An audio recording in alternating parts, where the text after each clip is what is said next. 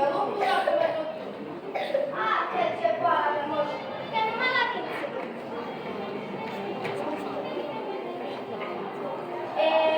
Așa au trecut zilele de iarnă la casele țăranilor, cu veselie în sânul familiei, toți împreună, cu mic, cu mare. După sărbătorile de iarnă, fiecare familie a început să se pregătească pentru Paște. Mama soacră, cred că ar fi trebuit să ne vorbim și să ne apucăm de pregătiri pentru Paște, că vremea nu ce trece, dar lucrul câmpului acum începe. Așa-i cu mama. Hai să ne vorbim. Dacă vedem că o dată somnul, ce spune? Măi, doamne, dar lasă-te să oare, de tot sus-mă. Copii. Paulel, mă auzi, lasă copiii în pace și mie să vorbim în pace. O, Doamne, că nu mă lasă în pace.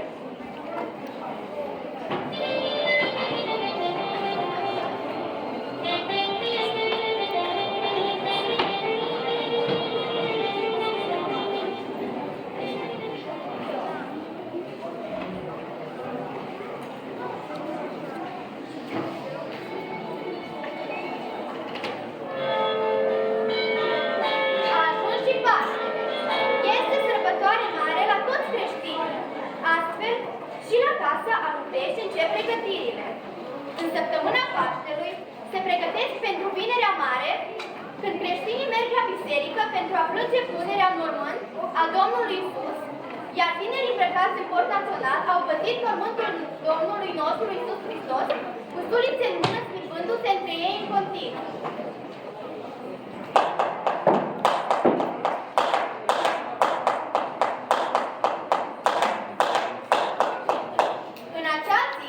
Femeile la casele lor copseau ouăle. Bună, dar ce o să costă doștopă? Ei, cu bună, să nu vă uitați. Eu nici bătrână, trebuie să știu. De întotdeauna primul să fie roșu. Se spune că culoarea roșie este sângele Domnului nostru Iisus. Iar ouă ăsta trebuie să încălzăm minge până la anul care vine. Să de răle, să vin la casă. Aș vedeți cum aici. Dar, da, ce faci? Prana la ăsta mâncăcii. Membrii familiei fac ultimele pregătiri, pentru că seara vor merge la biserică la slujba Procotului Domnului.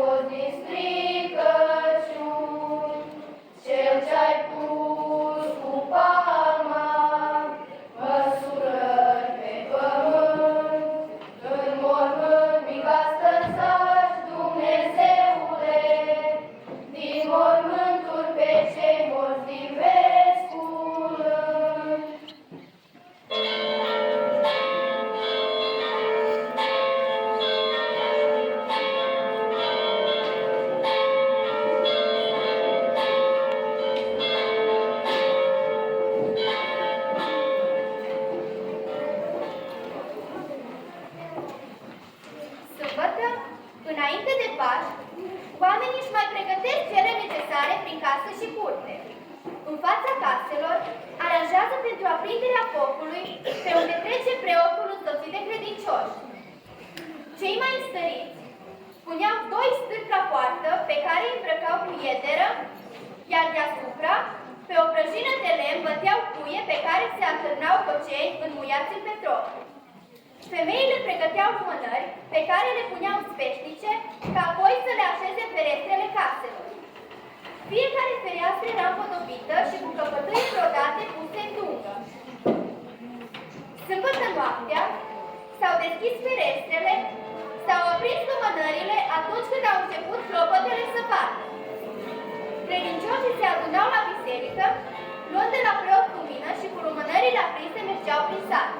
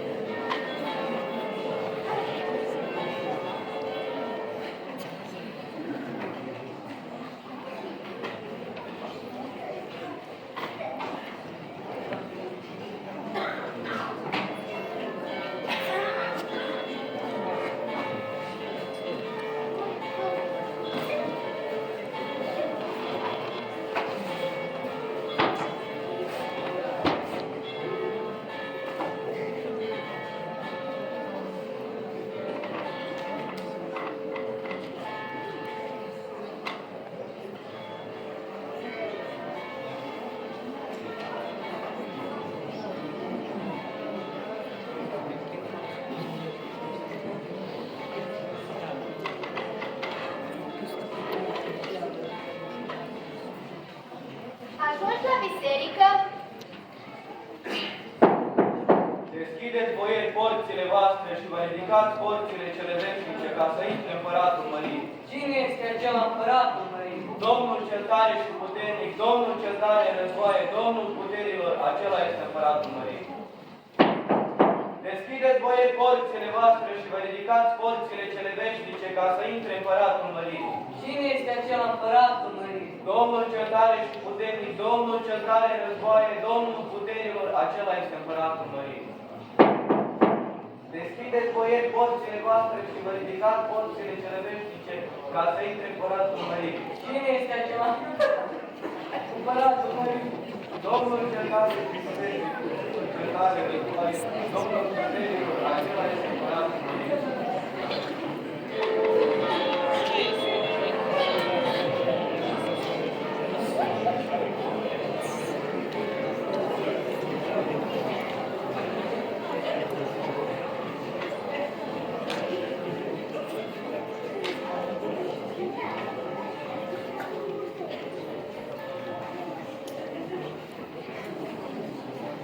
După ce s-a intrat în biserică, oamenii se salută cu Hristos a înviat!